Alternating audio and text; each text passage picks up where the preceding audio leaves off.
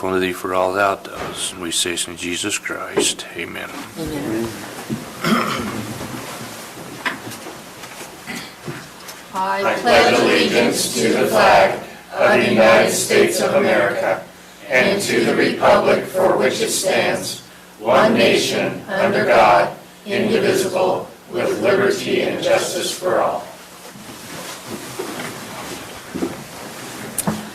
And I forgot to mention, we'd like to excuse our chair, Gary Ross, this evening. Okay. Next on the agenda is approval of the agenda. So moved. Second. Okay, I have a motion by Member Stevens and a second by Member Bass. All in favor? Aye. Any opposed? Thank you. Next is declaration of any conflicts of interest with any member of the Planning Commission. Is anything on the agenda? Seeing none. The next item is public comment. Both our items on the agenda tonight are administrative. We don't have a public hearing, so if you wish to speak to us regarding any item on the Planning Commission or any other item of concern you have in the county regarding planning, now's your time to come forward, and please state your name so our transcriptionists can get it down.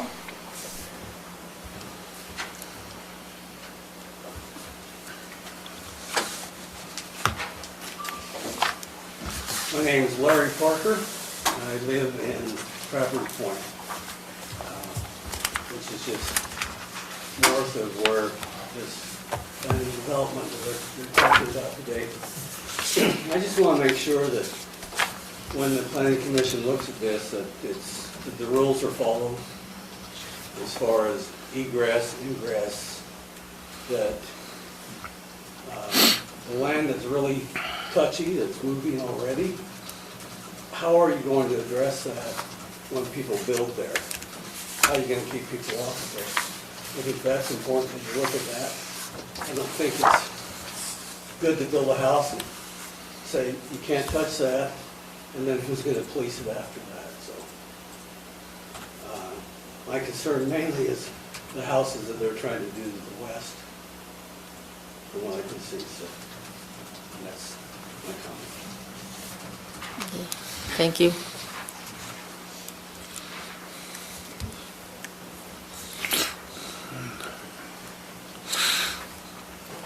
My name is Wade Warner. I'm also a resident of the Trappers Point subdivision. I also have, or we also have some land that's just south of that, the Trappers Loop subdivision, or the Trappers Point subdivision, and then east of the proposed subdivision that's going to be discussed tonight. I feel as a property owner that obviously the property owner should have the right to do what he does, what they want to do with his land, and within the given regulations and requirements that are given. As such, we want to continue to farm that piece of ground that's behind the current subdivision, and we also want to continue to recreate back there, whether it's motorcycles, razor, or whatever we see fit to do. We want to continue to burn in the spring and the fall as we have in the past without having issues there. And basically we feel like the land, we need to be responsible for it, and we take care of it, but we want to be able to enjoy it as well. We have worked with the Smiths on this proposal, and we've met with them several times. We do not have any objections with this, but we do feel like moving forward, the commission needs to consider that this ground that we're currently farming and getting crops off at some point, that will no longer be the case, and I'm sure it will be sold to a potential developer or some other company that may do things with it. I think we just need to make sure we have proper planning with roads that connect two subdivisions, and that those stub, if you will, into our property is in a good location that works for both parties. So thank you for your time.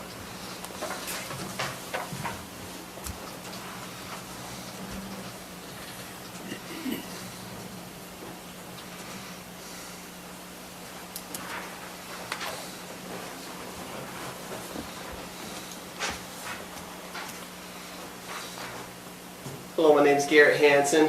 I also live in the Trappers Point. And so fairly new there, but still I know this was development was talked about, and so basically just want to make sure I echo the concern of the safety just of the land and the responsibility, just making sure it's all fully responsible and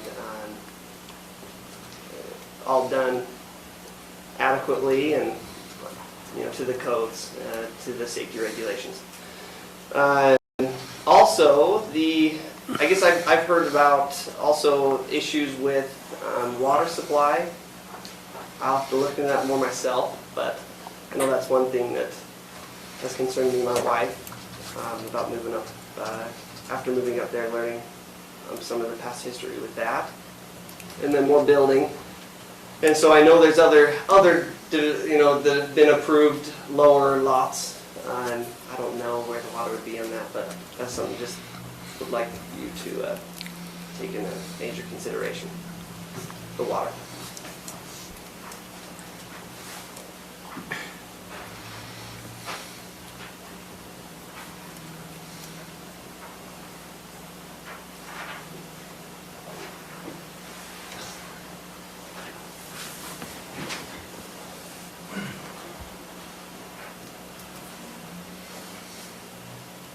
Sorry, Russ Sheridan here. I live on the corner of Rendezvous Road and I think Frontier Drive would be. I'm concerned. I mean, they came in last summer and drilled a few holes, said, okay, we want to build 4 lots or 6 lots.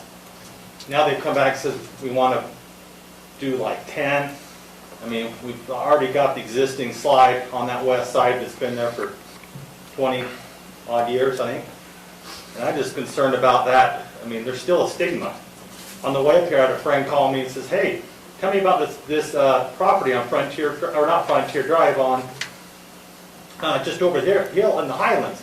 I pulled up on Zillow, $179,000, 5 acres. What a great deal. I look at it closer, that's the house we ripped out just over the hill a year ago.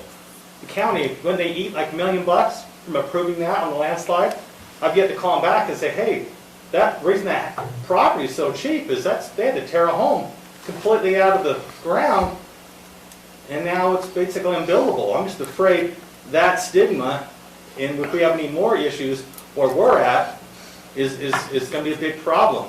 I mean, we've got water issues. Last year I sat in this meeting and they says, we've got plenty of water. Next morning, 6 a.m., there's a sign in front of the neighborhood saying, water these days. Like, well, they didn't say that last night. Were we just waiting to put up that sign the following day? So I'm a little concerned about some things like that. I don't know, the supply and whatnot, besides the discoloration we've been getting the last 6 months with the water. I told my wife on the way up the hill, I says, hey, we're here. I said, we've had great water, tasting water. It's always tasted great. The last 6 months, I can't brag about it anymore. I don't know the specifics or whatnot. It just doesn't taste and look the same as it used to. But I'm sure you as the experts who test it and whatnot in the state can figure out what is going on with the water and the supply. But my main concern is the movement on that hill, on that west side. Once that starts moving, our property values are down the toilet. Thank you for your time.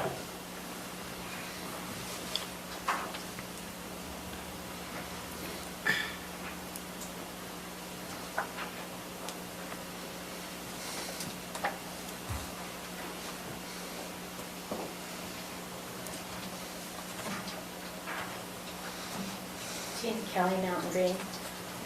Since Chairman Ross isn't here, perhaps you could, when you begin your discussion, talk about administrative decisions and the process for approving, like Gary does usually. That really helps me as an audience member understand what's happening. Thank you.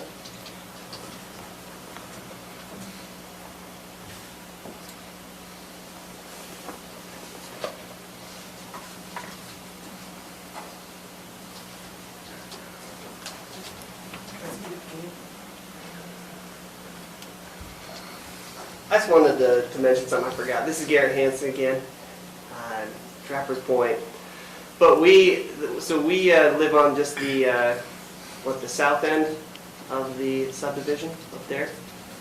And that was one big concern is, because we heard about a landslide that was happening in 2000 or 2001. And the house we purchased actually was one that had some damage, which was on the end.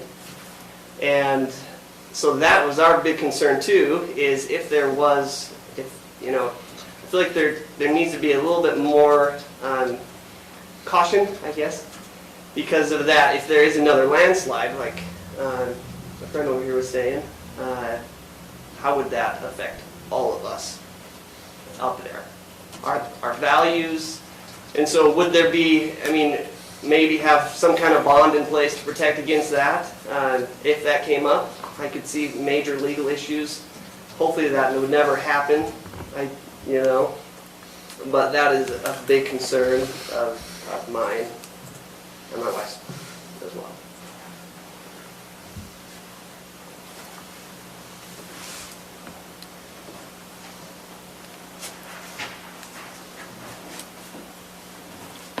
Any more comments? Okay, seeing none, we will move on.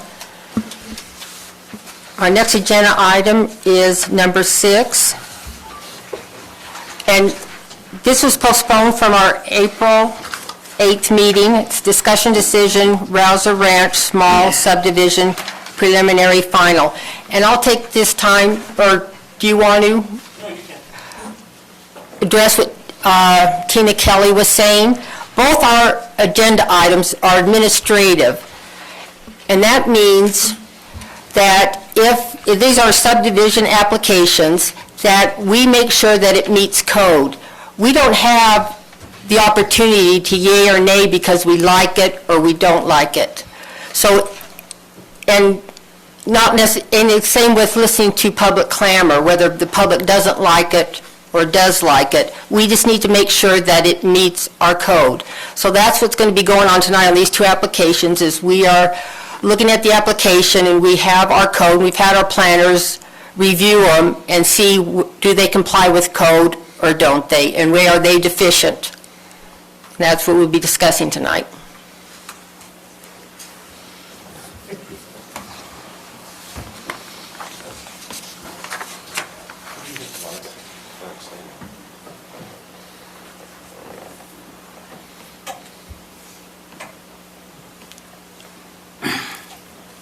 So this application tonight, good evening, I'm Lance Evans, Planning Director. This is a proposed 3-lot subdivision.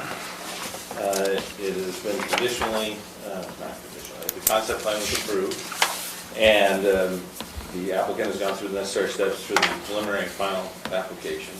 Because it is a lot smaller than 10, it is the Planning Commission has the authority to approve it as a small subdivision. And we're going to, the application is for a preliminary and final plat approval. Staff has reviewed it and found that it meets the requirements for those codes. Let's talk about where it's at. It's South Highway 66, Kilbourne Lane comes off. This is a large hill here. The highway goes up and over. Kilbourne Lane stays down along the floor of the valley.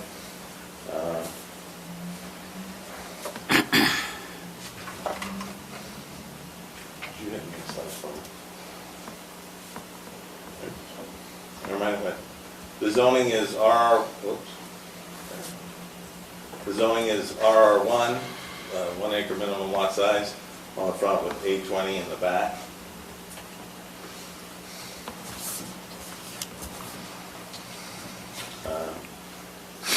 The lots would be, the existing home is on lot 1. It's off of a shared well that's in the southern end of the property. Lot 2 sits in between, it would have to get its own well, and lot 3 and lot 1, I believe, are the ones that share the wells. One thing to point out here, and we'll get into it, one of the findings we have is that requiring this development to do the full road infrastructure along Kilbourne Lane for these 3 lots would be pretty extraneous. It'd be extraneous on them, but given the side of the home is very close to the existing very narrow road. It's a steep area, below the state highway is steep slope, and then coming down to the lot, there's a bit of a hill. It's a tough spot, very tight spot.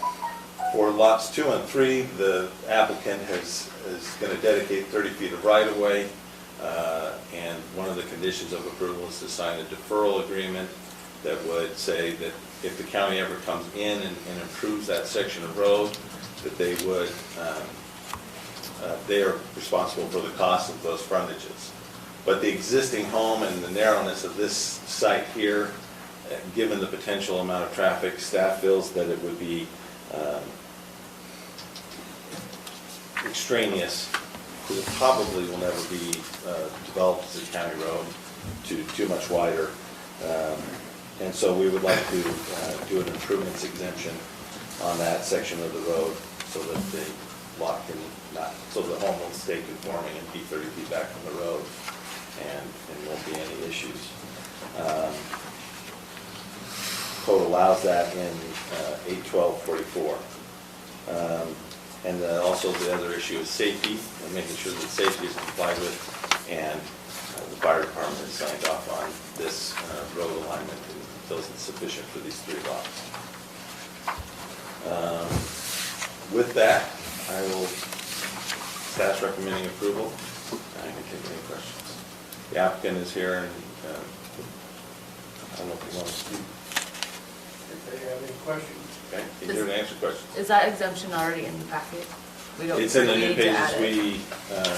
the first 2 pages we sent out to it. There were paper clips at the front of the back. So if you look at page Number 1, that 5. has 5 findings on it, that's it.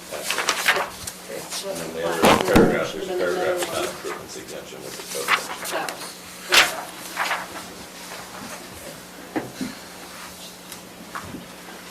Any questions for staff and the commission? I only had one. I'd like to see an added condition that a shared well maintenance agreement between the owners of lots 1 and 3 be executed prior to plat recordation. That's required by our code, that they record that maintenance agreement before they record the final plat. So I'd just like to add that as condition number 6.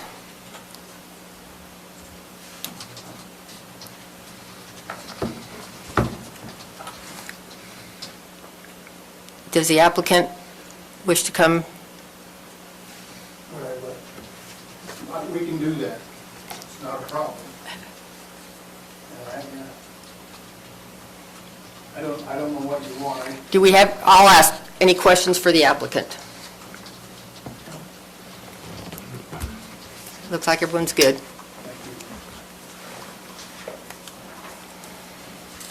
Okay, any discussion from the Planning Commission? If not, then I'm ready for a motion. Madam Chairman, I move we approve the Rouser Ranch subdivision preliminary and final plat application number 20.033, allowing for a 3-lot subdivision of land located at 2423 South Kilbourne Lane, based on the findings and with the conditions listed in the staff report dated April 22nd, 2021, with a 6th condition that a shared well maintenance agreement be in place for lots 1 and 3 before being platted.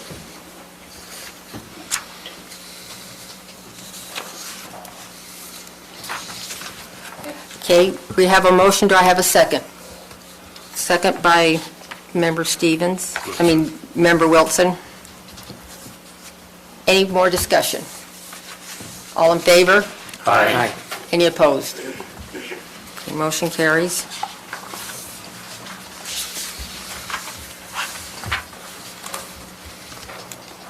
Okay, the next item is number 7, discussion decision, Frontier Estates concept plan.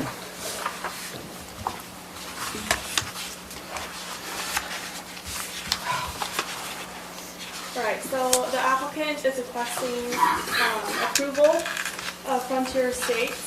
proposed 10-lot subdivision located directly south of Trappers Point subdivision. The access and frontage will be obtained from Frontier Drive in Trappers Point subdivision, will be extended approximately 1,144 feet from the intersection with Rendezvous Road. So staff is recommending denial of the requested concept plan because the proposed road exceeds the 1,000-foot length. Morgan County Code clearly states that dead-end streets and single-access developments cannot exceed 1,000 feet in length, even if they intend to connect with future streets to eliminate the dead end. And the applicant is proposing, if you want to pull up the plot, to stub into the Warner property to the east of the development, which is good planning. That's great that they've done that. But the road is still over 1,000 feet, which doesn't meet code. And there are no plans of the Warner property being subdivided in the near future. So, yeah, staff is recommending denial because it doesn't meet that 1,000 feet. So is that 1144 from the front to the end of the stub, or from the front to the Right cul-de-sac? here, right here. Okay. No, wrong. Yes, it is. It's 1,000 feet. Yeah, it's 1,000, you're right. So 1,000 feet to here, 1,114. Okay.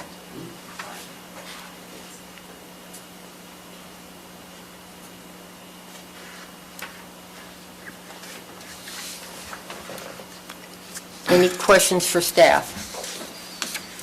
I have a question about the email that we got, I don't remember who sent it, but about the second access. Yeah. so How they does that don't- fit in? They don't have a second access point right now.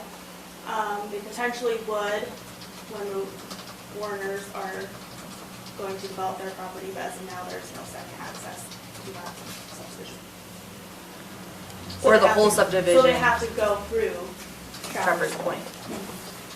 Which Trappers Point only has one, too. Okay. So Haley, if it's a 6-lot or 4-lot subdivision, the road stays the same, correct? It's still over 1,000 feet?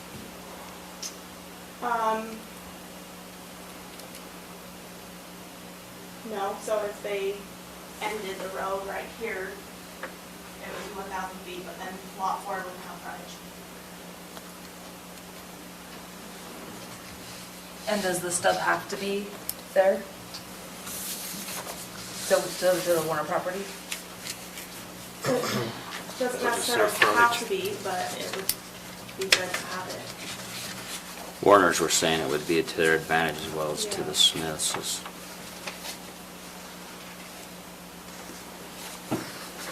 If I could just insert a little on that. The purpose of having that stub and being able to connect all the streets is so that traffic can be dispersed and there's multiple access points. If you look at Rollins Ranch now, they did not stub to CW Lands, the Parson Pit development. And so we have an area that's isolated and it's very difficult to get from one to the other. When they did it, it was hard, it was a gravel pit. Why would we connect? I'm not criticizing past decisions, but as we go forward, just good planning is to connect streets so that people have multiple access points for safety, just for convenience, and it reduces the traffic load on certain roads, and that makes them more livable. So it's a good planning principle to connect for future development, and we want to do that. From the planning standpoint, besides the too long of the road, are there any other issues with the development? No, I mean, measuring it, lot 4 is 2 feet short of 200 feet. But lot 3 has Yeah, 235 so feet, they so could it's easily just- amend that, but, yeah, the more than 1,000 feet is the only problem.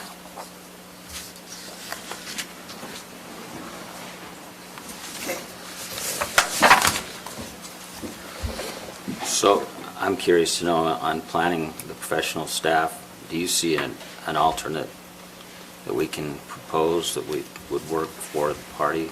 Do you see somewhere you can I mean, like I said, we could do I know it's, parcel boundary adjustment and put that lot 4 with their property that's surrounding this, so that the subdivision would end right here, and then in the future, when the Warners come in, we can add that 4th lot. That's the only way I can see around it, unless, yeah, I don't, that's the only way I can see. thank you.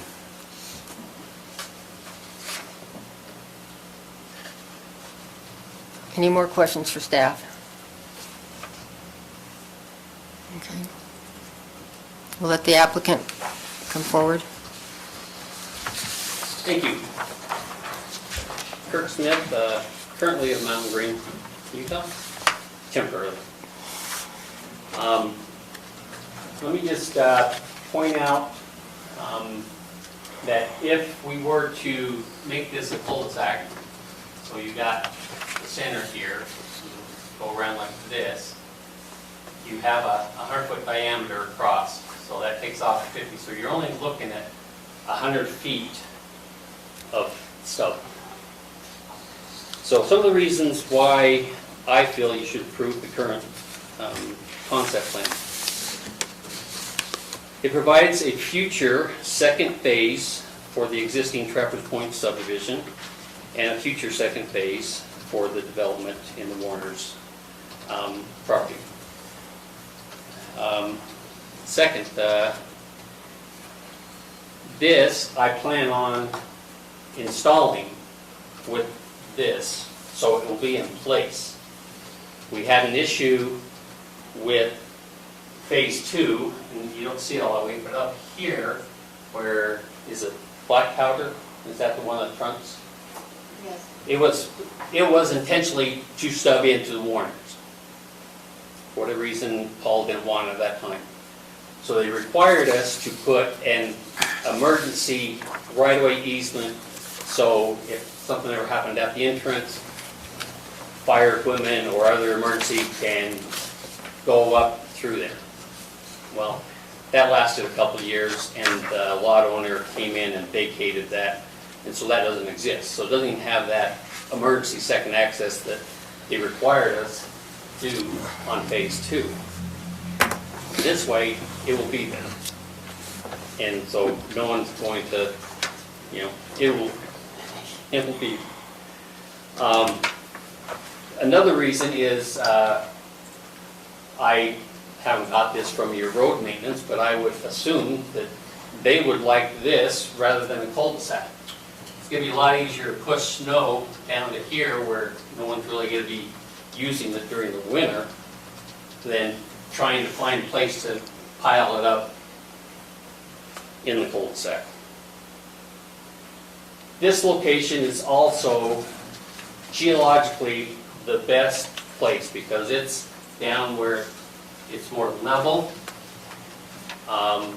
and it's with the drainage. And a lot of times you use, when roads go in, they act as the drainage for that. So this will, it's got the low one come here, it can capture a lot of the water. In any future, it's going to have everything that catches right there also.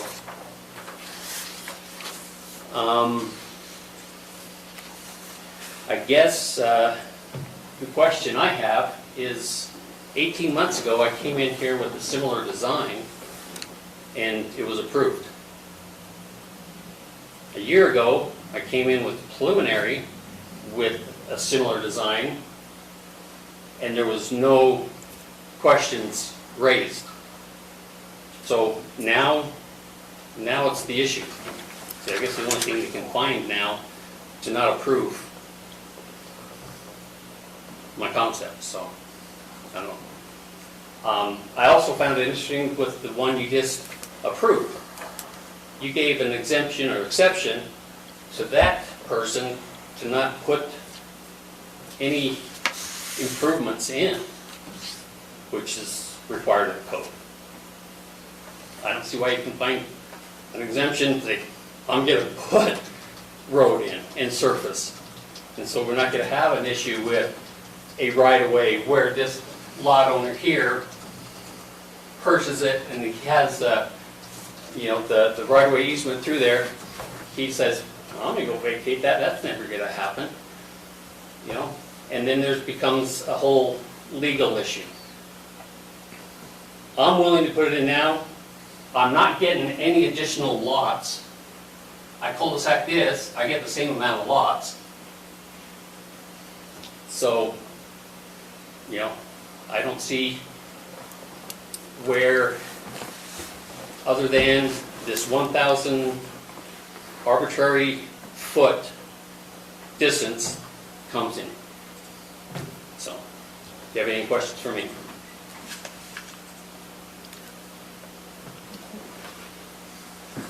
Well, thank you. Planning Commission have any discussion among themselves? Yeah, I've got some questions on it. His point of at the concept, I don't remember the road being that, and I might be wrong, but I don't remember the road being detailed like that on the concept. Was it? Yeah. You guys remember? Yeah, but it wasn't, It was for 4 lots it was or for, 3 lots. there was just the versus cul-de-sac at the end. It didn't Excuse me, stop. let me clarify. It was for 6 lots. You had 2 long ones right here, and you had these 4. And it was still kind of a knuckle, but it came up, same thing to access the warrant.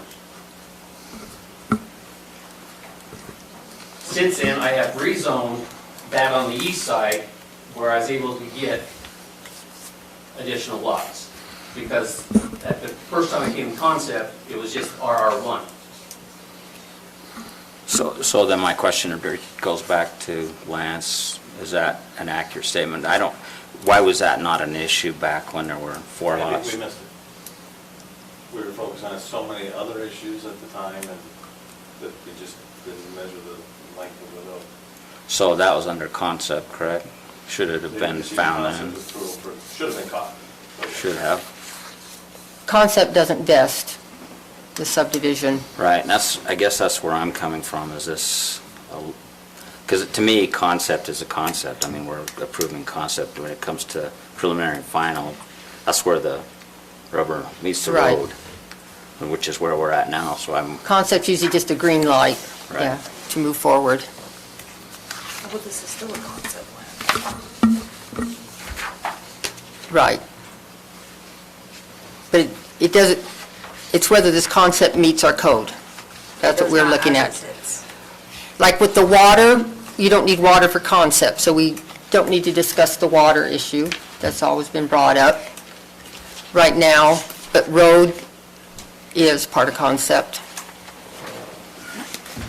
And it does not comply based on the road. Right. Can you put your mic closer to you? I can't hear what you're saying. It does not comply based on the road.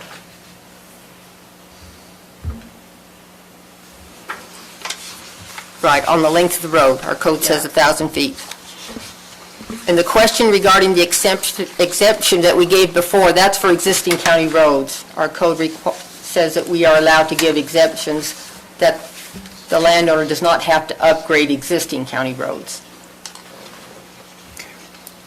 But I'm willing to put in to the road.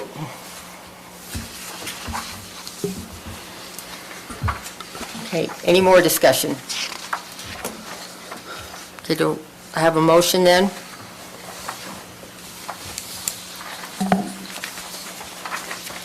Actually, I have something else for you.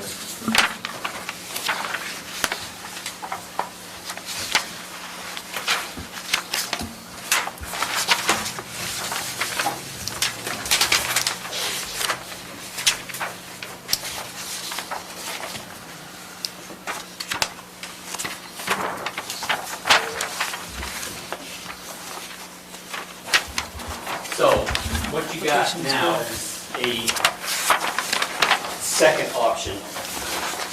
I'd rather not do this, because I'd rather put it in.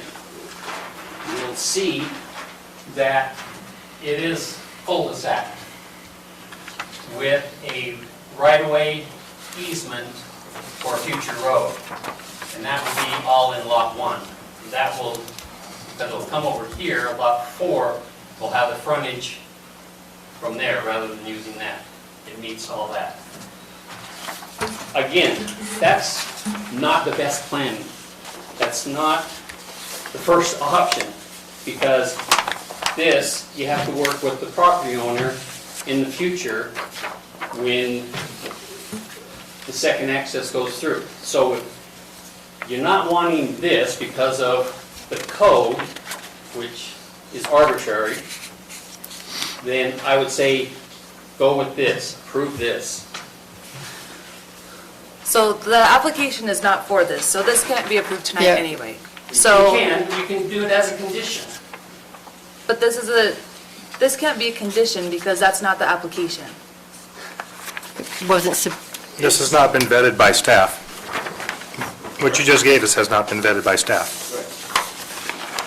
But it is something that you as planners can look at. There's nothing changed other than we're taking this stub street that I'm willing to put in, and we're just putting that in an easement. Staff, you have a problem with that? the option is we can table for him to resubmit.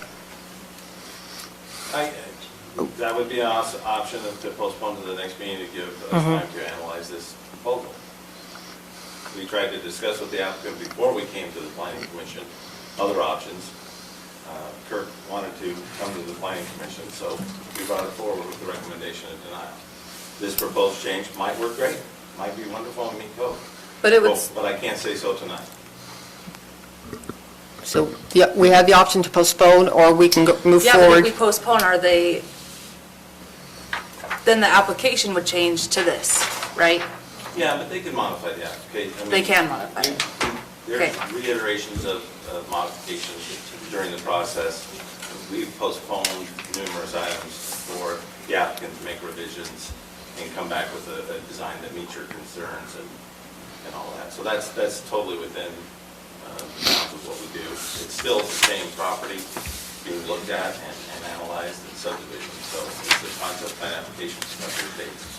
It now has some modifications that may work, may not. Okay, so just to usually we do that. double check. The road length is the only thing wrong with this concept plan. Because what I don't want to happen is say, well, we're gonna postpone it because you need to fix the road, and then find something else at the next meeting. As long as frontage, as long as it meets the frontage, we don't know that yet. We have to check. Okay.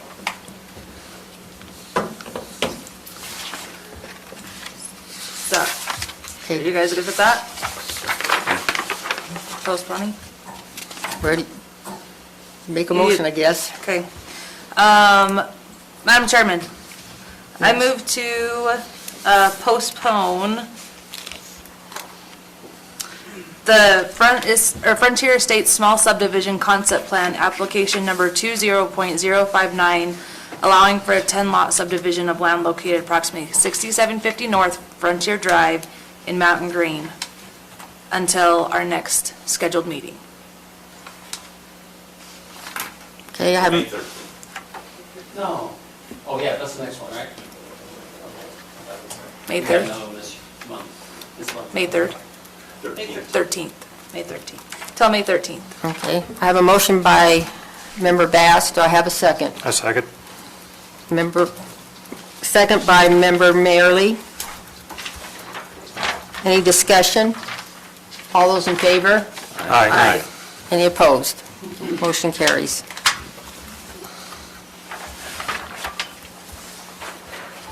Okay, we're on to agenda item 8, code amendment discussion, PUD ordinance.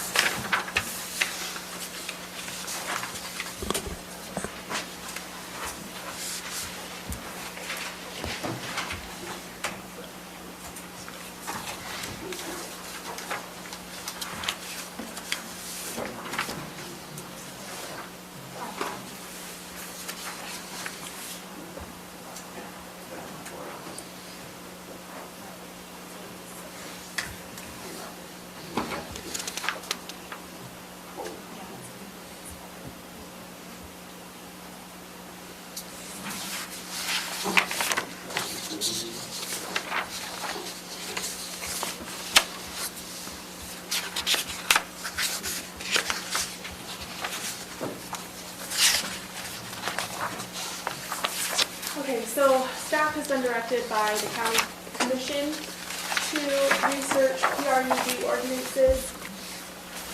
They think that the county could use a PRUD ordinance in order to preserve open space and create better subdivisions that require less improvements and altogether safe open space. So in this packet, we've kind of put together a background so you can read about. So the county did have a PUD, overlay zone and ordinance. And in 2010, they did away with both of those for reasons such as density, lot lines, mixed uses, plat concerns, and compatibility with Morgan County general plan goals.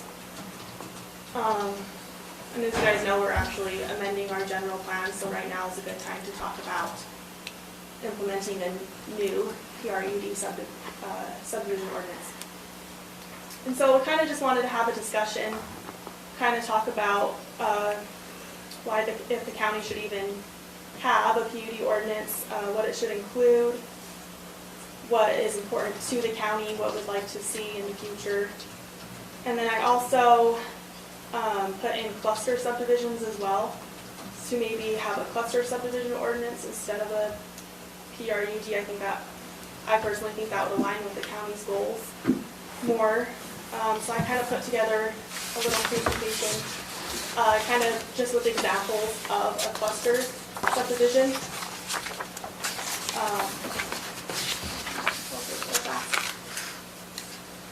So this is an example of, here's a normal subdivision, 1 acre lots all along the road.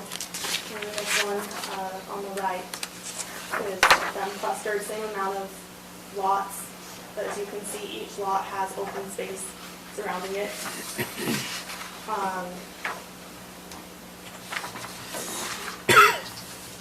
And this is, I really like this quote, so I just want to put it in there. So if you read it.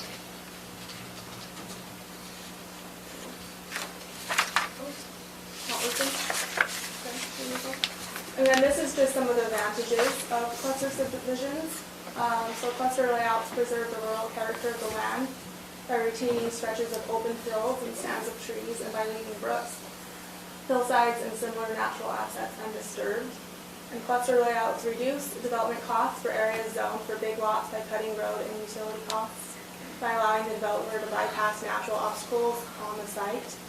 So, for example, it could save the county from allowing homes in the floodplain, wetlands, on slopes, or areas that would need geologic hazard studies. So we would keep all of those areas as open space.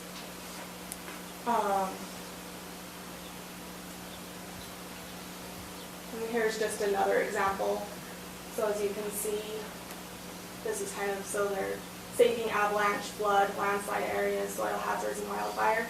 They're keeping all of those areas as open space, and then they just have clustered the homes into a safe, buildable area.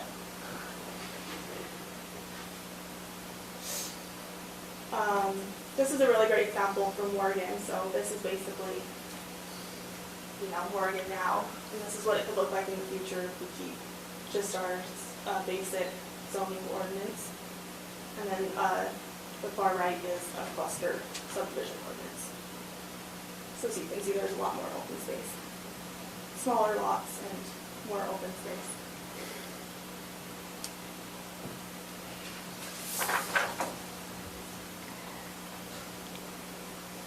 Oh, yep. And then there's just another example. So I don't really want to go through all of these, but staff, we've just kind of put together, we've looked at different cities. It looks like a lot of them are going to the cluster subdivision ordinances. There are still quite a few that have the PRUDs and the PUDs. The difference is the PRUDs only allow residential uses, or the PUD allows mixed uses, so commercial as well. So we just kind of put everything, the different aspects of their codes that we liked. So you can kind of look at those and get an idea. And then I put in a whole example example of Plain Cities cluster subdivisions. This is their whole ordinance. It's super simple. You can read through that and get some ideas as well.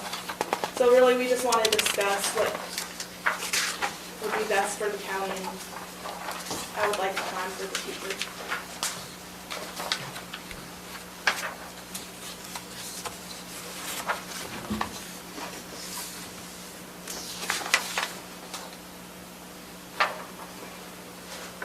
Any discussion or any questions?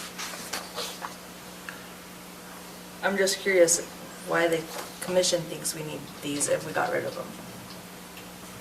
So they think we need another PRUD ordinance. We've never had a cluster subdivision ordinance. It's quite a bit simpler. There's not as many conditions that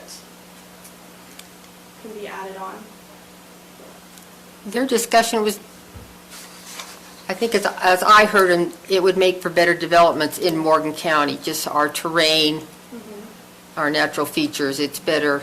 Yeah, protect the natural features, reduce infrastructure costs. They originally got rid of them for what reason? There was multiple reasons. I know one instance was it was being overused to create flag lots, just 2-lot PRUDs, creating a lot along the road and then the flag lot. Okay. And it was just, they felt it was being abused. And it wasn't really benefiting the county to allow those PRUDs. And they kept amending them too. I remember And tried to last time change it, meeting, yeah. Changing the open space. Okay. Any comment? No, this is not public discussion yet. Hey, I'm kind of curious, PUD allowing a commercial type entity inside of a neighborhood, do you have an example of what that would be like? I'm limited in my imagination, so I'm having a hard time figuring out like what would go in there, do you know? Yeah, trying to think of nothing that would really fit specifically into Morgan, but like in Ogden, the Junction, that's kind of, so they have it's a mixed use area, so they have the apartments above the Okay. shopping. It's Thank just you. more walkable and safe space. I think out of the options, I like the clusters better. It's clear what way Haley wants us to go. I'll say the one drawback just to clusters, I've been involved with the general plan update, and I've heard they've had public input sessions as well as work groups, and over again, people want trails. You're not going to get trails unless you have a PRUD where you can give bonus density, Well, cluster subdivisions Well- use trails as well. but not public trails. I don't think the developer is going to be willing to put in public amenities unless you allow for bonuses. And usually the PRUD works better for bonus density to allow for those amenities as opposed to cluster subdivision. You can give a little bit of bonus density, that's just because you are preserving open space.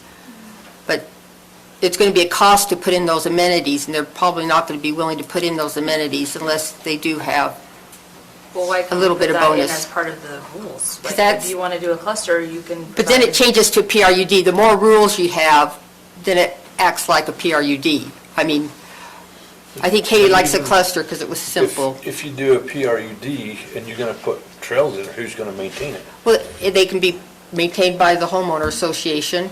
That's the county to decide. Some of them are maintained by the county, some are maintained by the homeowners. I guess that doesn't make sense to me, why the county would wanna maintain them. Well, They're not necessarily going to maintain them, they're No. just saying they make the rules as to who does, if I understood her so correctly. this is a good discussion to have, is which direction, but I know the public is interested in trails. That's their number one, they want access. Since we're basically a private county, they don't have They access. want trails, they should go where it's not all private. Well, I know. Well, that was something that stood out to me too, was, I guess, the agricultural route. they really like the idea of cluster subdivisions. Right, as a means. And what is our responsibility as far as trails? Like, the county can't just go put trails on people's property. Well, no, so- and that, it comes forward with subdivisions. And as long as you have a mechanism to put in the trails that will benefit the developer too. I mean, if they can make money, they're more than willing to put in the amenity. And so it's kind of a balancing. I don't see why they wouldn't make money on a cluster subdivision.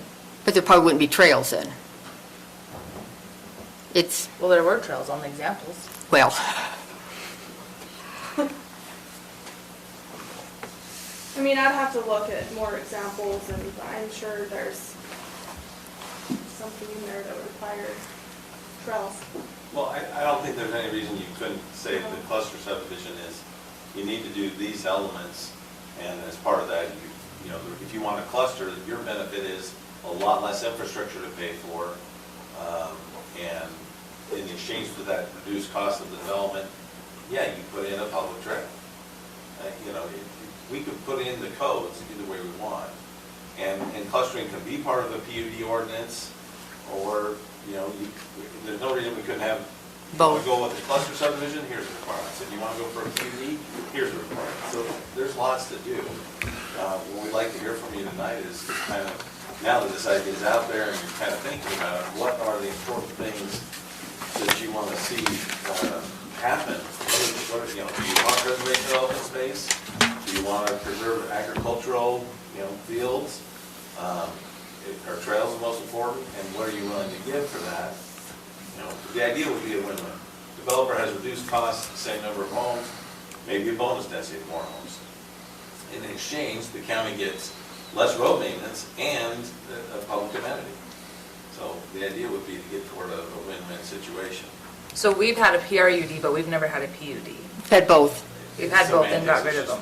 Or PRUD, well, no, they were two separate ordinances. Yeah, One was a residential and then, the PRD was You have the ridges, 14 you or have- something when that one went away, wasn't it? yeah, I can't remember. The PUD went a while, and then the PRD was, it's not been too long ago. You have Summer Ridge, Fox Hollow, Surrey Lane. Surrey Lane, the ridges. We had quite a few PRUDs. Maybe the situation could be where we have to have a minimum area to qualify for a PRUD, so that you're not getting these small two-lot PRUDs just to circumvent the code. Well, it'd have to have a set number to make it work, I think. You know, say like 10 homes in the cluster, or... Yeah, before there wasn't a minimum, Right, so... I mean, it'd have to be a minimum. Minimum area, minimum number of dwelling units. So another question for you, how would you do acreage? How would you do what? Acreage or so forth for sizes, because you're talking about doing smaller lots, but their lot could sit on a half acre, but they're gonna own ground beyond that, right? So, Rollins Ranch is a great example. They have a lot of some very large open space parcels, or fairly large, that are part of that development, and I believe they're owned by the homeowners association, and they're responsible for that. that would be one of my concerns, that whatever we do that way, that ground's taken care of, because farming's the way to take care of your ground, and you start eliminating that, and then what? And most people, if you get more than a quarter of an acre to a half acre anymore, that's too much. An agricultural parcel, open space needs to be large. But it has to be You enough can't have that... small. Yeah, if you have enough that if you're trying to run equipment on it, then it's not feasible either. But that's a great example of an opportunity is, hey, we do have a 40-acre hayfield. It's okay, but could we do some development around it or next to it? It creates a lifestyle of open feeling, but the farmer gets to keep farming that field, and the neighbors get the benefit of having that open space around them. And the property owner can, get a little income. But, so, this then creates the next problem. And that is, I got a sprinkler pump that I'm gonna run for about 24 hours. And that person living in that subdivision is not gonna like me. You know, so, and be honest with you, I don't care. You know, that guy's out baling his hay, he's baling at 11, 12 o'clock at night when the dew's on there. Someone don't like hearing that baler go. So it makes me nervous when we start doing this, because I've never stopped someone coming from Morgan, but they come up through that canyon and they don't want to live the way that we've lived. And they don't want to adapt to the ruralness, the farming. They don't want to live for what they come here for, you know, and then we destroy it. So that concerns me with all this type of stuff that we, you know, we're gradually changing the feel of Morgan, I think.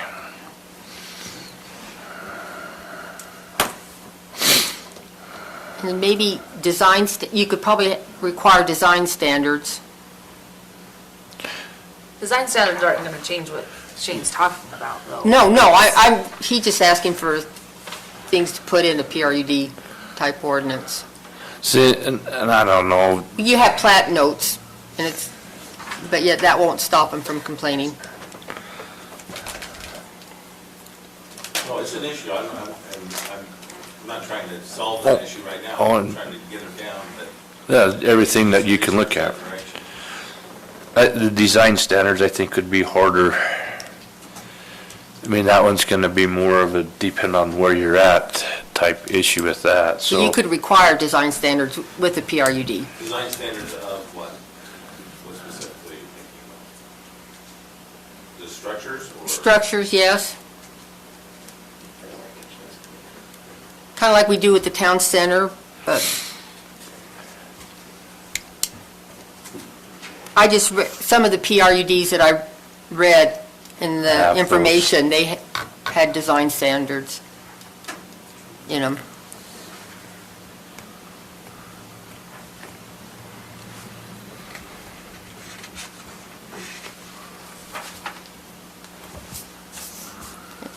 Other issues that you're. And whether they're private or public roads, I mean, they could probably be either, but the private roads would still have to meet It would have to meet the county standards. Yeah, Yeah, I don't know that you change a lot of road standards. There'd just be a lot less of them. right. Would you make sure that they have egress and whatever, 2 accesses with it?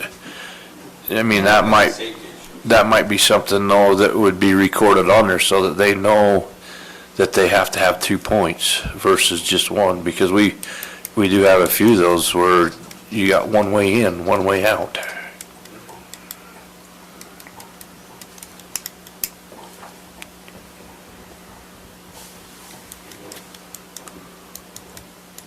I don't think we should do the mixed use, because we already have Town center one. locations for Yeah, I don't want that businesses, either. so I think we do residential only. Just a PRUD, yeah.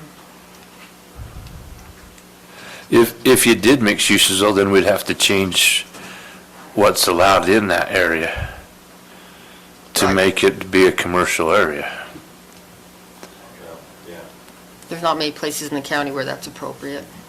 Well, but I mean, if you're gonna allow it in them, for wherever, you'd have to change that area to allow Right. the commercial to be in there for the mixed use.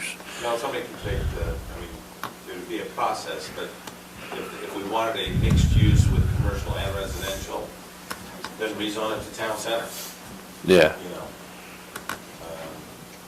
And maybe town center isn't what would fit everything, but we could do some sort of hybrid and create another zone. You know, small commercial, residential, mixed use zone. So we could tailor to fit more details of what we want. And in the new general plan, I think we will go that direction of getting a little more specific on the land uses so that there's less confusion and everybody can feel better about the land uses that are planned for the future. What are some differences between a PRUD and the cluster? I would say, I I'd say more that clustering is one of the tools that you do with a PRUD. PRUD, yeah. That you're using a, clustering can be one of the benefits that's written into a PRUD ordinance. That would require. Haley's suggesting that just, hey, look, clustering is what we want to do. That addresses the concern we're worried about, and it's simple and straightforward. I'm always for that, right? Let's not make this any harder than it is. But you could incorporate those same elements into a PRUD ordinance. That would and require. some other stuff. And I think that's part of the problem we had with the PRUD, was that example right there. You know, it was coming in, it was just so hard to stay on it and know what was going on, because there was so much that could happen in there, and it was a nightmare. For whatever it's worth, I remember these arguments back, I've been here way too long.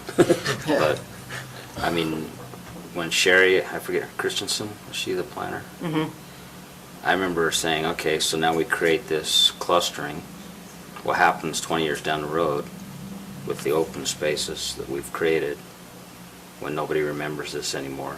You've created, in essence, a neighborhood that someone else can come in now, and back then they would make them dedicate that To a land third party. to a third party, which I'm not necessarily for, but I just want this body to understand that you're creating other issues down the road when, hey, there's open land there. It's no longer, of course, I won't be around to worry about it, but I think it's worth you understanding that.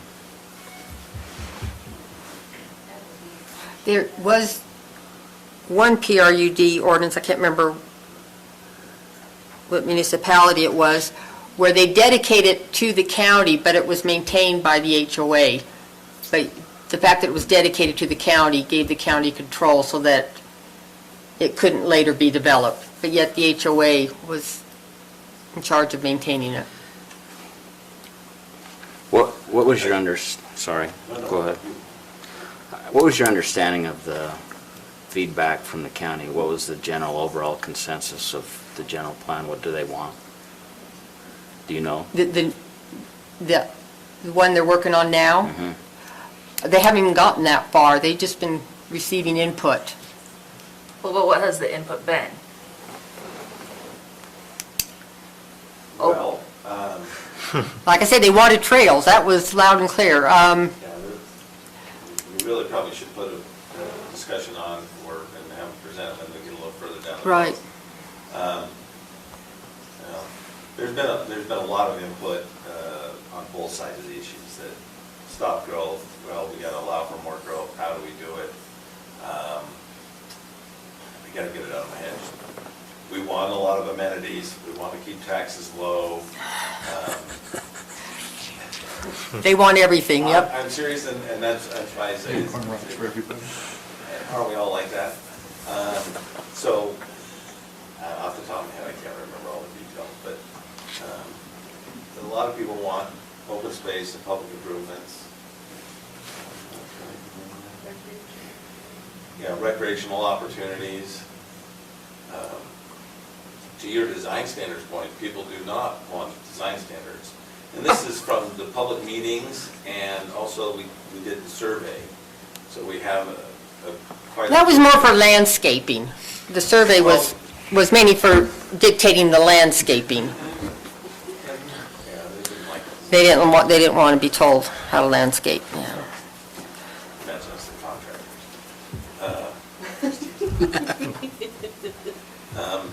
I don't know. We can bring together a presentation of that information and walk through it with you guys. They've done it, they've kind of thrown out the net, and they're pulling it all back together and starting to combine it. It'll be much better when you do it that way. So since we haven't had these, how are we accommodating things like this? But we're not. We're not. We don't have the flexibility. And Golden Hills is a great example of that. Which one's Golden Hills? East Canyon. 2,600 acres. We could have And clustered spread them. homes over the whole thing. And so they have 8 miles of roads to serve 16 lots. I mean, it's ridiculous. Now, it's all private, so, you know, that's their choice. Let them So have be it. it. But they could also do that same exact thing on 2 miles of road. For 16 lots. have an open space that works better for wildlife, preserves water, that does all these other elements, and you still have giant large lots. So that's kind of where the dialogue's coming from, is there's a win-win here that are strict standards from the zoning ordinance with no flexibility hurt us. We're not getting a product that's gonna be a pain down the road. So go to Golden Hills then. If you did that, okay, and you let them take those 16 homes and cluster them in together on 10 acres, or Or whatever. 100 acres. Or 100, 160, I mean, Yeah. they're 10-acre lots still. whatever. How would you make it so that they, because they're in the MU 160, right? So they need 160 acres, so how do you do that? Well, I think that would be the ordinance, I don't know. Because I guess, Spell out that you're gonna, the rest of the 2,600 acres would have to be preserved through some mechanism. And then we're hearing some of the issues, well, how's that gonna be owned and maintained long-term, and that type of thing. We'll do research and come back with answers on that.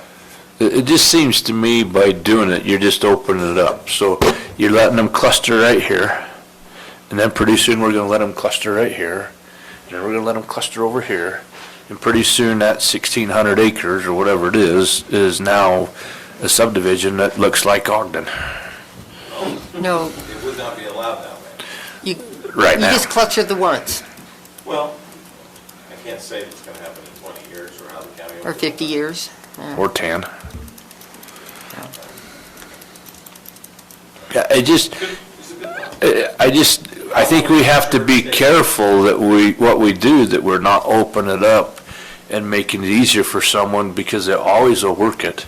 You know that you do something like that, someone's gonna be coming in wanting you to change it, because, oh, that's too much, we don't want to take care of it, or this would be better to have houses in it or something. So when we get doing these clusterings, that's one of my concerns, is we're just opening it up, to creating subdivisions in the end.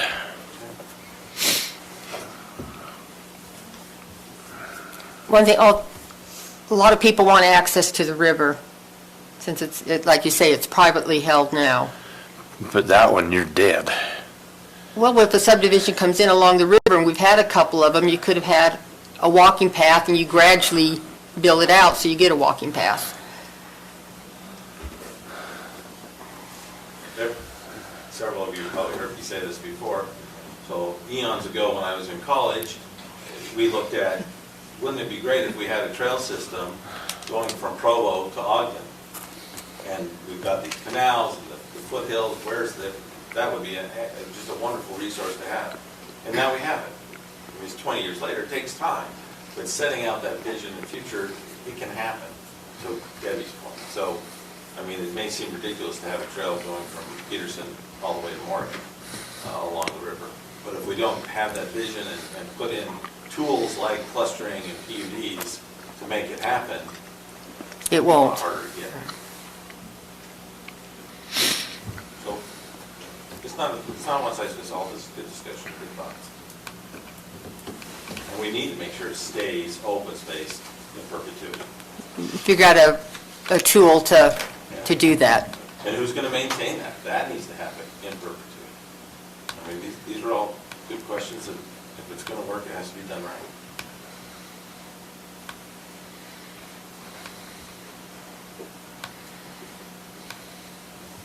Any other comments? I guess, are we ready to move on to the next one? Number 9, code amendment, discussion again on the 1,000-foot requirement for dead-end roads.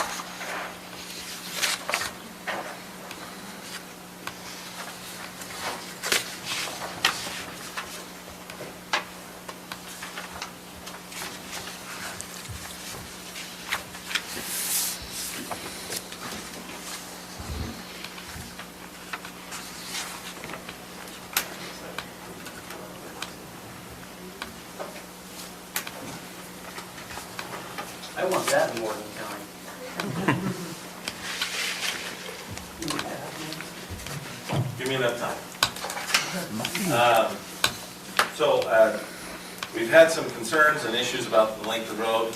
I want to first say that, just FYI for everybody, this is really came completely separately from Frontier Estates. It was not just, we were discussing this completely separate, and having this item came up, was never, I mean, it just was not even in the, we weren't looking at Frontier Estates when this happened.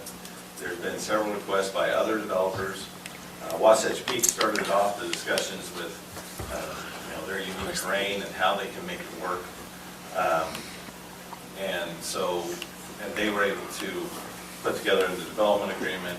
There's a lot of elements there to make sure that they've got safe roads. But other developers have been asking in the community for some flexibility on this, and so we wanted to bring it for you for discussion. As to why we have the 1,000 feet and why it exists. I've always been under the assumption, falsely, there was a fire code requirement. That 1,000 feet is some magic number for the fire trucks, and it's not in the National Fire Code. It is just a number that Morgan County has. Haley's done a lot of research on this and put together the table, you see, with the information in it, of what some of the other counties do and what they require. And in fact, Morgan County is pretty permissive at 1,000 feet. So a lot of communities have shorter. They require the very similar things in a lot of ways. Except for 1,000 feet is really more permissive than most. Our turnaround radius is much larger as well, which is kind of funny. And we just want to get your input on that and see how you feel about potentially amending the ordinance. The dead-end cul-de-sacs could be lengthened if they're doing a connection or something like that. The county engineer suggested that there is a possibility of doing a temporary dead end up to a certain distance, maybe 1,500 feet, if it's part of a future road connection. A good example of that. Our code is very strict. We don't get to count that at all. We assume that development that road's never going to connect through, and so it cannot be over 1,000 feet. It's black and white. Shouldn't you have to assume that it may never, especially if there's another owner in the property next door? I mean... Yeah, you don't know, but... You don't. I guess, and I would argue that there's not doing it is a bigger risk that it's better to have it there and it never get developed than the other way around, where now it's a house and you can't connect it. So the impacts of that long term, I mean, if we are talking 20 or 30 years down the road, things are going to change. But I think that's why our code says you really can't consider it, because you have to assume it won't happen. So I think that's where our code came about, is saying you can't look at that stub because there's a chance it might not happen, so you have to... Yeah, that's you shouldn't get credit for that stub or whatever. Right. Because you don't know when it's really going to happen. It's entirely true, but again, I think there's arguments on both sides of that. And we'd just like to get your thoughts on it, if it's an issue that you want to have addressed. We've talked about frontage requirements and the MU-160 zone. Was able to find a, hopefully more realistic and workable compromise on that. And we just want to bring it forward to you for your consideration and your thoughts. I guess, okay, we have 1,000, someone wants it a little bit further, so let's say we do 1,200. Well, someone's going to come in and say, but what about 1,250? I mean, it just keeps... So All our other stuff. I know, I'd like to know, yeah, and you say the fire department, they're okay with it being longer? Or have they said anything? He just said the national code. The national code, but you haven't talked to... I'm wondering if it makes a difference if it's in the wildland interface as opposed to not. Maybe. to differentiate? I don't know. They might care about that. I think it's more of a turnaround.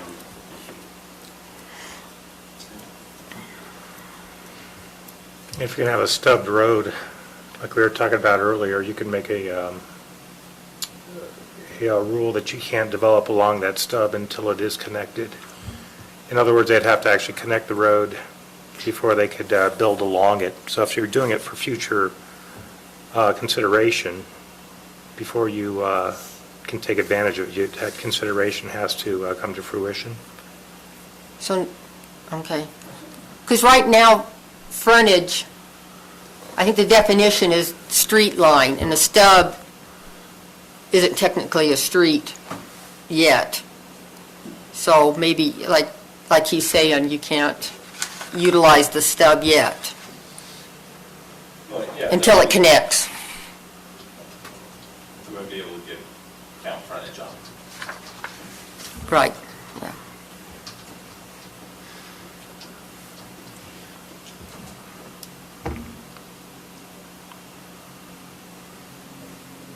How about the issue of, maybe if it's not connecting, there is a, maybe we draw a hard line there. If it's a dead-end cul-de-sac, 1,000 feet, that's it. But if it's allowed for a future connection, how would you feel if that could be longer if approved by the, if it meet the safety standards? But it's going to be part of the future development. Whittier Estates has a stub to the farm to the west. Down there on. North, one of yeah. the streets. No, north probably, yeah. So it goes back to the south. It's stubbed to the south too, Yeah.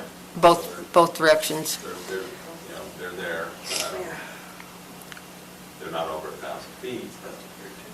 That stub opportunity, I mean, who knows when those farms are actually, if they ever change or when they'll change, but the opportunity's there, so anyway. The only thing I see is you'd want to be careful that you don't make just one long road, so that that's your only in and out. If there's a problem, you're in trouble. If you're waiting for that future development for 30 years, that might be, you just want to maintain it so that it's feasible for people in and out, that it's not going to be a highway that you can't.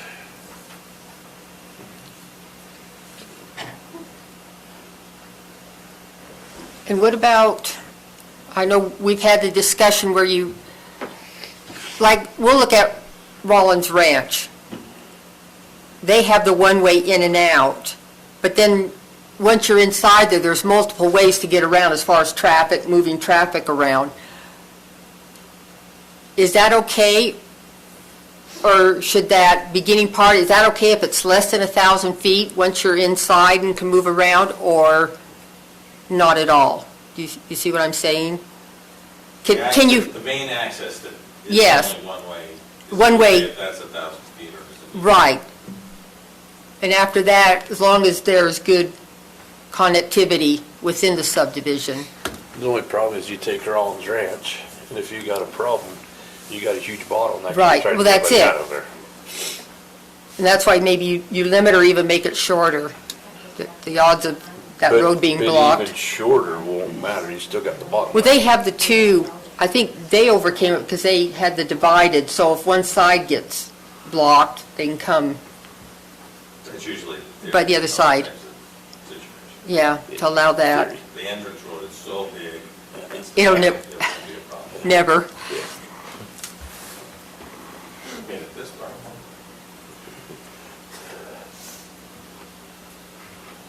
Well, and Mark Miller suggested that if someone submits a subdivision with phases, that first phase, the road can be longer than 1,000 feet as long as they have a second phase that it connects into. Okay, like we were dealing with the Cottonwoods, where they had the okay. Just out of curiosity, I don't ask Mark why the 1,000-foot limit? You didn't know. He didn't know? The only thing I can come up with is fire. I can't see any other reason why they would have done that. Just trying to think that what's the maximum number of houses we could put on 1,000 feet? Depends on the zone. Yeah. I mean, minimum, I mean, maximum. Could we get up to 20 homes on 1,000 feet? On village, You'd add 100. Village density, you know? I mean, what if we wanted to put apartment complexes on a dead-end street? You go vertical, it's not much of a limitation. So you want to limit maybe the number of residences too, as That's a opposed to lot. length? Yeah, that's a lot Or of 20 traffic. would allow 20, Yeah. 10 on each side. Okay.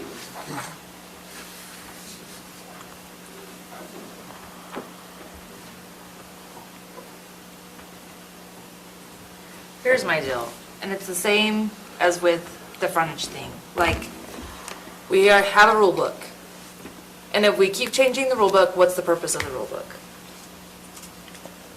Like, somebody comes in and it's like Debbie was saying, we change it to 1,200 and then somebody wants 1,300 and then 1,500 and then we're at 2,000. So, like, we have to have a rule somewhere, you know? We're saying that 1,000 feet is arbitrary now, but whatever number we're going to come up with is going to be called arbitrary by a future planning commission anyway, so Yeah. either have a number or you don't have a number. Or have the number of lots.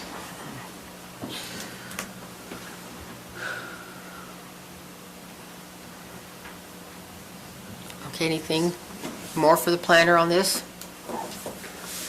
So just kind of, how would you feel if we looked into changing this, reducing the 1,000 feet? I'm not sure where you stand yet. Reducing or Reducing it? Reducing, shorting, 500 feet, 750. I'd like to know why Garfield County says 500 feet. I find that interesting. Some of the cities I may understand, if you're in a city, Or but urban environment. urban, yeah, but I think you'd want more than 1,000, wouldn't you? what, in Garfield? No, Oh. on any of them. Yeah, maybe I raised the question mark. I really want to lengthen it. You know, certainly wouldn't want to go a half mile, that'd be way too far, but. just But why as- is that way too far? If there's two, And- if Because there's, I can't walk that far from one of the fire stations. oh, you can. You'd be surprised, the fire station. You will. It's not like- What's the difference between the diameters of the radiuses? Like, we're requiring 110, which I assume is based on what a truck can do. Why would they have 50s? Not sure on why they would have smaller, I believe ours is based on the fire department's input on what they'd prefer to see. Okay.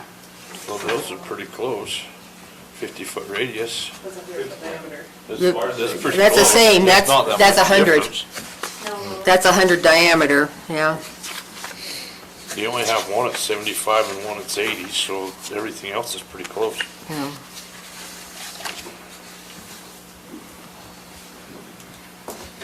Okay.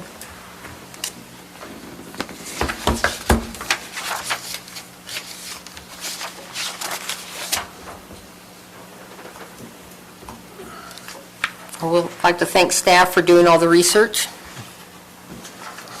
So what's next for these two? The PUD and the dead end?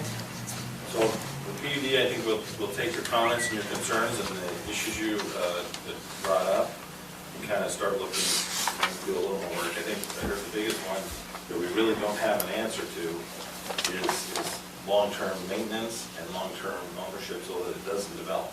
What tool are we going to put in that to make sure it can't happen?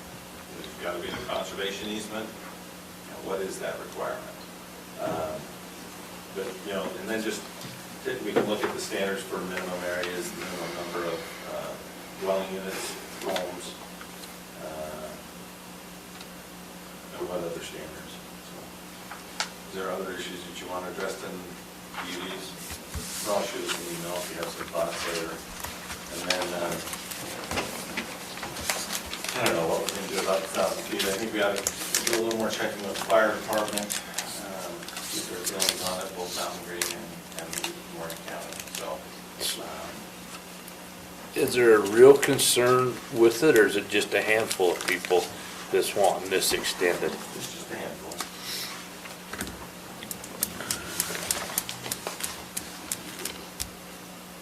Question, is there an opportunity for better development? I think when we're talking about the clustering of the PUD, yeah, I think there's an opportunity there. I don't know about 1,000. I'm not hearing any resounding motivation to do it, correct? All right. Okay, number 10, business staff, questions? Do we have any? Yeah, we just kind of have a few items of just questions we keep getting in the planning department about the future land use map and amendment. I'm going to use the example from Croydon that we did last couple of months. I'm trying to name blank. Whose name was that? Johnson, that's right. The Johnsons came in, we made them do a future land use map amendment on 0.15 acres. And they had to amend a little bit of their lot because it was that much in the agricultural. And the only reason I can think that the future land use map showed that way was it followed the zoning, which we had the tunnel zoning along the arterial, and then, well, that's the field, and that's where the line is. And I don't think it was, I mean, if that's the way we want to do it, that's the way we can do it, and that's great. But I thought, if we look at it, we're getting other questions and other properties, to have them amend the future land use map, which is a policy, which is kind of high level, 30,000 type foot view, over that much, to make that one person spend an extra $500 in the application fee. Well, really, the rezone was the question. And I think I've talked about this a little bit before, but I just want to make sure that we want to draw that hard line. That we don't want to, I guess I would say, traditionally, I've never looked at the future land use map that level of detail. On 0.15 acres, yeah, you're close enough. You don't have to amend the future land use map. You can still just apply for the rezone, and it'll be in both those future land uses of residential, rural residential, and agriculture. But I want to get your opinion on that. I have several people that are coming in and looking for rezonings, and they have, another example came in today is a 6-acre lot. And the front's RR1 and the back is a 20. Doesn't meet the agricultural 20 zoning, but it's the future land use map shows it as agricultural. So that person to rezone would have to amend the future land use map and rezone. Whereas I think that the future land use map should be interpreted to allow that kind of flexibility on that type of development. Or at least be considered, the rezones where we would consider whether that density is okay or not necessarily the future land use. I'd like to get language like this into the update of the general plan that clarifies this policy, but I'd like to get your guys' thoughts on it. Because the general plan now just recommends that the general plan is amended before the rezone. It doesn't say you, so it's just a general little recommendation. Well, it's kind of always been our policy. It was a recommendation that turned into a policy, whether it is necessary in all cases. I think when it's a big leap, absolutely. But like you said, a large area. A large area, but these little small, The problem always comes back to is, where's your line? where's your line? And What's a big leap? yeah, what's a big leap? Because to some, a big leap's more than others. Going from MU 160 to half-acre zone, or MU 160, The thing I've always felt is your future land, and I'm conservative, you know that. But, oh, really? yeah, the future land's what holds the control, I think. As long as the future land is not changed, as soon as you start changing and allow the zoning to change, that's when you open it up. and then you start to lose your control. And But- so as long as you hold the future land, it makes it harder for things to, But it's come just in. advisory, that's, we But we they put a have- lot, but but we they put have a to lot of change weight it. on it, but right now it's just advisory. It's just saying this is how you want to develop, just this general the plan. future land's what's helping you hold it. Soon as you start letting that change, then that's when you're gonna open it up so that the growth will come. That's, I think the future land's what holds it in check. Morgan County could explode if you let it. Could. Yeah. But once you change that, then it's there.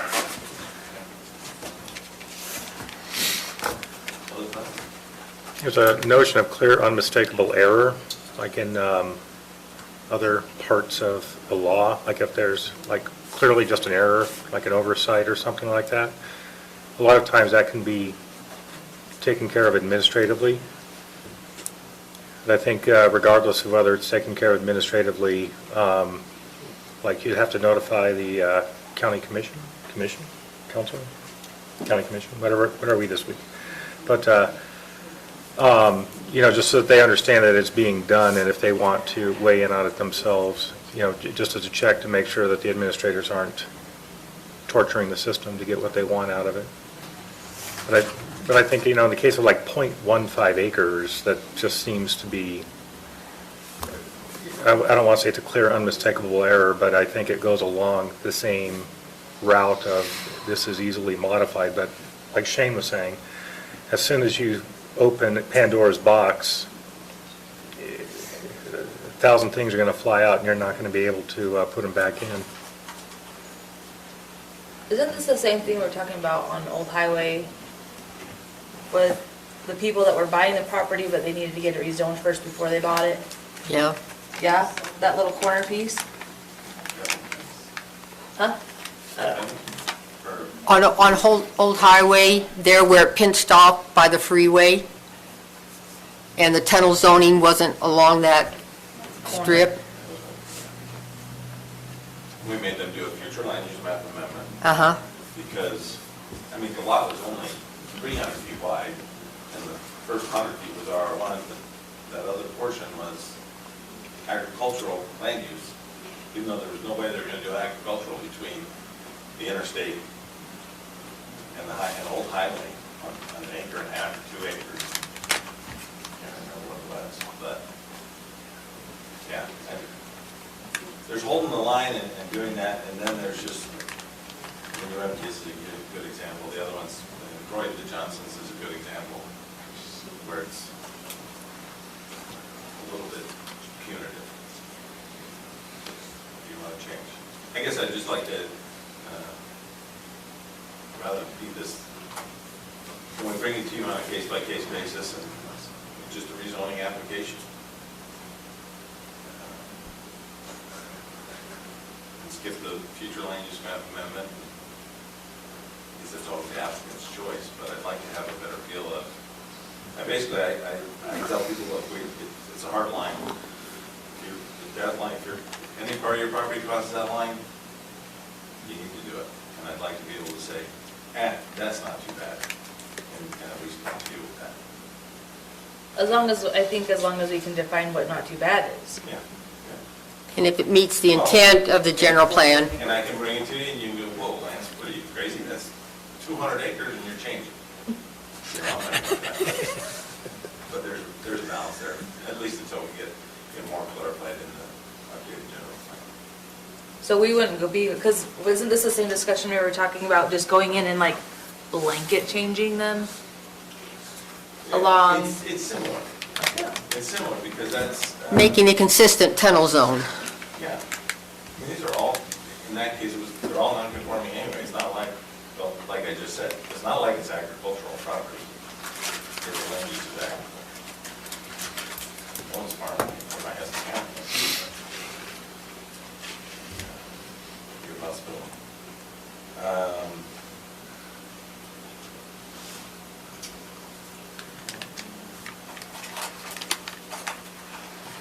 And then the other, so, thank you for your input on that. The other question I have,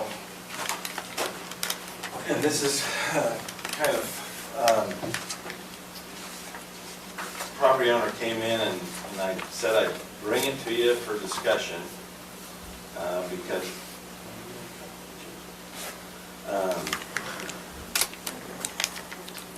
it's kind of a unique situation.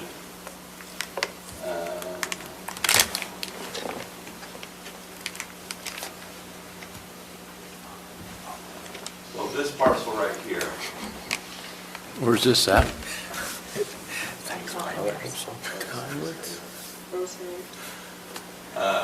Old Highway, Cottonwood Canyon Road, Garnet. Garnet. Sorry. This is a relatively large lot for the Rose Hill subdivision. Almost all of these other lots are fully developed. The homes are in the middle of the lots. You can't do anything else with it. It's zoned to allow half-acre lots.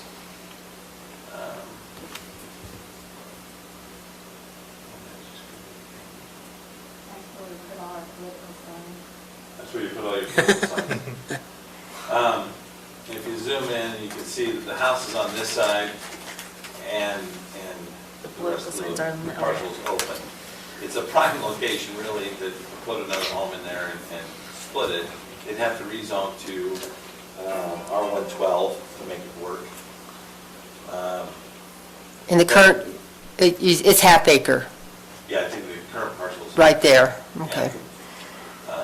And these, all these lots are larger, but you can.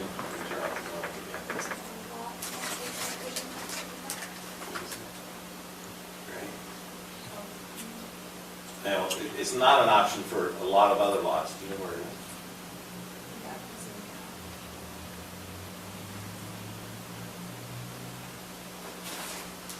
Haley's telling me there's another lot.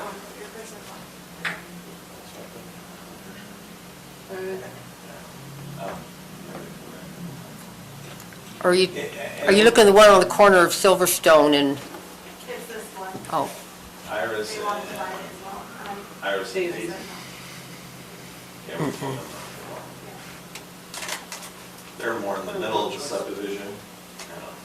It's a can of worms. It seems you can't really do anything with that section of the lot. It's a tough one. wasn't that supposed to be a retention basin That one right there? on that corner? Or the original subdivision? The original Rose Hill? There's a reason why that there wasn't buildable, but I. Yeah, I thought that's what it was at one time. It's not being used as a retention basin, but we don't have any water to I- retain.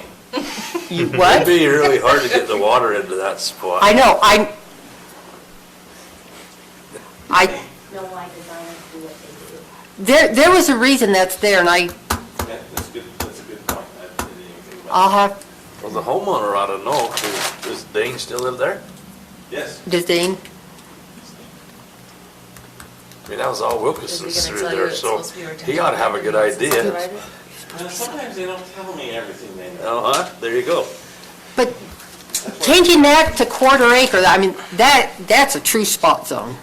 And that's it. And then you throw in that it's under the airport overlay. Yeah. What's across the street? But it's not like a plane's gonna The hit church? that and not anything else. There's a house. Church and Nance. Nance's are right there. Yeah, but we And start the building Bowery. the density. It's The doubling plane's the gonna density. hit something. That's the whole thing though, is you do it there and then someone comes in and they say, Then the other lot wants it, that you already told no. I mean, yeah, it makes sense, but That's what Steve was saying earlier, so 20 years from now, you don't know what people are gonna want to do on that open. Yeah, something, Well, that was, yeah, that's a little different, but. If they could have built in the middle of their lot, they would have, right? But they Well- couldn't, so there's a reason that it's like that. but it gets steeper as you go down right there too. So they build it up on one end. That's where we put the sign, the flag. yeah. Keep their driveways. What's that? That's Dane Wilkinson. So, I just wanted to bring it to your attention and kind of get your thoughts and it's like, So why did you tell the other one no? The other one in the Haley's mean, middle. and I'm trying to be nice. You want to know what nice gets us, Lance? Nice gets us overdevelopment. Why did you tell him no in the middle one? Because I told them that they'd have to change the zoning.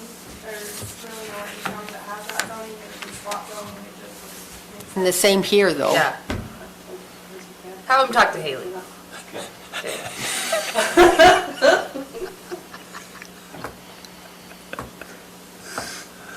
No, and I think it's a good discussion, a good thing to think about, and actually, disagree with me on that, but, just wanted to ask.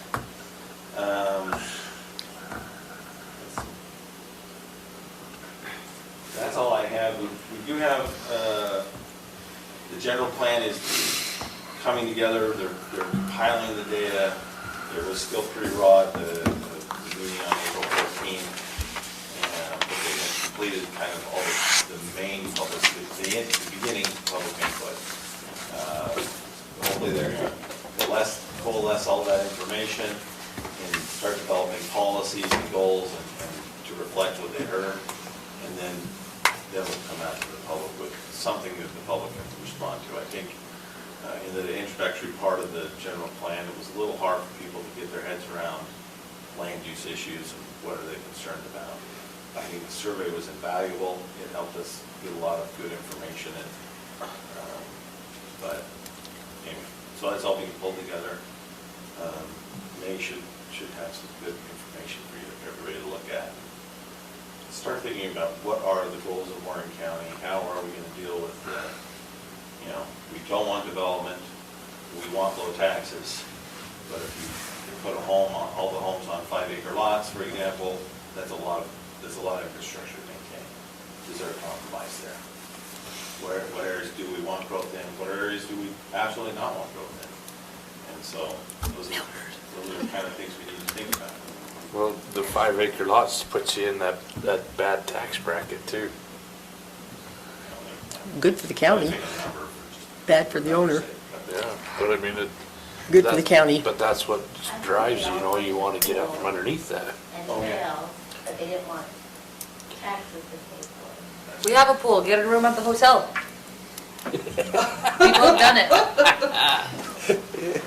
Yeah, support the hotel. I just need to myself. Okay. Any questions for staff? I have one. I thought that the water issue with the Highlands was resolved and taken care of. They're working on it. But I thought it was I thought the approved. pump is on. I did too. The pump is on, as I understand. Mark Miller took a look at, we got a lot of information from the Division of Drinking Water and what's gone on, the improvements they've done. Yes, the pump's in, it's pumping a fair amount of water. They do not have the infrastructure to get it to the top of the hill. Is that the 6-month mark? Like, has it been on for 6 months and that's the water comment? Well, Just out of curiosity. I'm not sure what you mean, 6 months of the water pump. Well, he said that for the last 6 months, their water's been different. Oh, the- No, because where they're drinking the water is, that pump That's has the nothing same. to do with it. Oh, They haven't, if you're on the higher area, you're not getting water off the pump. Oh. You're still getting. So- So Is there's there- a lot of, in Mark's opinion, just so I can say, is after the engineer reviewed all that stuff, because I certainly can't, is that the lower zone, where we have Canyon View West and CW Land, those areas are going to will be able to be provided by Highlands Water. And CW Land's actually talking about doing some more improvements to the pump to help it. But higher up does not yet. So this is what concerns me, and I know that concept water has nothing to do with it. But let's say you approve concept, in 2 months, 3 months, they're coming back in for preliminary. We don't have water issues resolved. Their application is good for a year, and then they gotta start the process. So wouldn't it be smart to just say that we're not doing any concept plans or anything until the water's resolved? You're talking moratorium. But I guess water is a concern, even a They're concept. responsible for their development. And if they want to move forward without knowing the answer, you know, how they're going to get past second base, well, they can run to first, and our code allows them to do that. I just see that you guys spend a lot of time, we're spending time here, water's a major concern, where maybe this would be a time to say, hey, look, no more anything until the water's resolved in this area. How long does a concept plan last? It had to be here, You can get an extension, though, 1-year extension. so it could be it'd be a 2-year. Well, if Kurt was still here, he would tell you that they're really close. But how long have you been here now? 4 years. Yeah, exactly. I mean, that's been a hot item. I think it's a tough job for them. I think it's a hard thing to do. Oh, And it's a lot of work, and it's just. And a lot of money. Doesn't come together as quickly as everybody like. They just had, the DWR just had a public meeting that for all the Islands Water people it's a Zoom meeting. Uh-huh. It was also during the council meeting, so it's really hard to attend, but I think that's available, and there was a lot of good discussion in that meeting if you want that information. Well, I felt like it was we're going to good. listen to the Division of Drinking Water Engineers, and when they say that, yes, they've got good water at these levels and these amounts, our engineer will check it, make sure it's accurate, and he agrees with it before we can sign off on a preliminary plat. The applicant has the right to, if they want to get a concept approval first, can ask. Doesn't mean that they're going to go through the whole process. And it was the state conducting the meeting. That was the state. Okay? Any more? Is that a off-the-wall kind of question, I guess?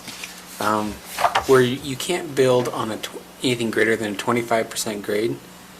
What if you went in and just flattened that off? Can you build on that after you flatten it off?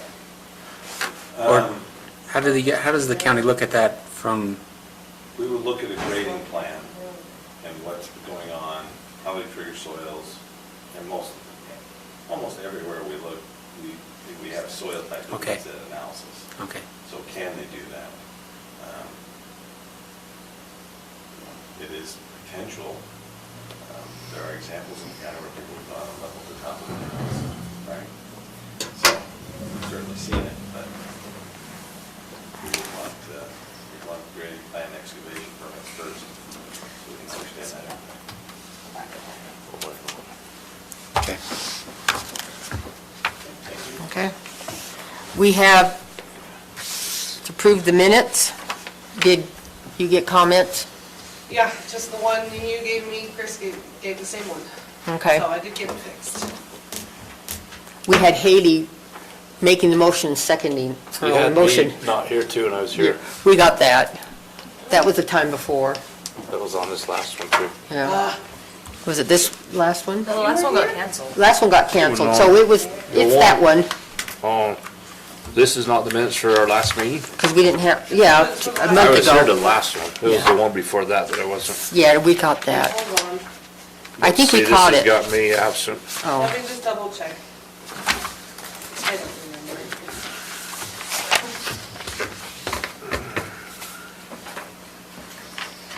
It This was says the- that it I'm was You the absent. two were one- gone. This You says two- that I'm absent, Oh, I was and here. I also made a motion. I right. missed, I missed the one in Yeah. February. It's the one in February you were, Then the February one I Everybody was missed. here. yep. Sorry, my bad. Okay, I was in California. that's fixed too. I was gonna say, I remember the readings of the email. Yep. So, Okay, do we have a motion to approve the minutes? Second. I have a motion and a second. Aye. All in favor? So moved. second. Aye. Aye. That's We why are I always adjourned. get you two mixed up, because you're always making motions together. Seconding.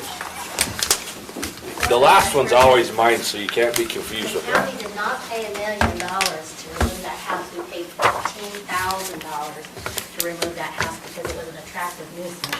And the county didn't own the property, but we went ahead and did it because it was becoming a drug hangout for kids. Ooh. Just out of curiosity, who built it? Mr. Hayes, the owner, he was the general And contractor. that was a different property than what he was talking about. He was talking about two different properties. What'd he do, just move out and leave? No, Mr. Hayes passed away. and his wife and son were left with the property as it was sliding off into this other subdivision. And the house was still there, but it was growing apart, and someone was going to get it. There's a lot just further up from it that he's talking about, isn't There's it? one like that on Cascade by Barney Ryan. That's 180,000 or 160,000. There was a house on that in the 1970s that slid down into the creek.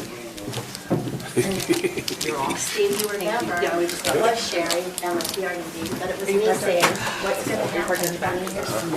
How will that space, how will we know that that space is going to be used? And I remember Sherry saying, don't worry about it, Ms. Wilson, because it'll never, ever get sold It'll be. in perpetuity. And I said, perpetuity is as long as the council can remember or a new council is on. Right. So that's my concern with the cluster. So did you ever come up with an answer when you were on the council? How to deal with it? We got rid of the. That's a good way to go. You look at But Debbie, it makes sense in a larger area, not for 2-lot subdivisions, not even for 5-lot subdivisions, but in a larger area, so you don't have that hillside building going on. It might make sense here, but I don't know, there was no conservation district that wanted to take any of that open space, so it ended up in the